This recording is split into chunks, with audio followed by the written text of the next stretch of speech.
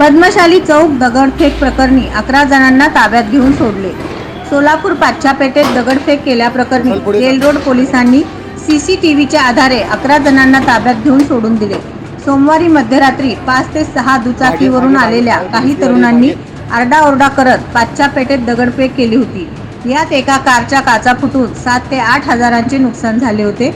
या प्रकरणी मुजम्मिल जमादार वय वर्ष 37 राहणार पाच्छा पेठ यांनी फिर्याद दिल्यावरून गुन्हा दाखल केला होता। या प्रकरणी सहाय्यक पोलीस निरीक्षक निलेश सोनवणे तपास करत आहेत। नवनवीन बातम्या पाहण्यासाठी SB न्यूज चॅनलला लाईक करा, शेअर करा, सबस्क्राईब करा।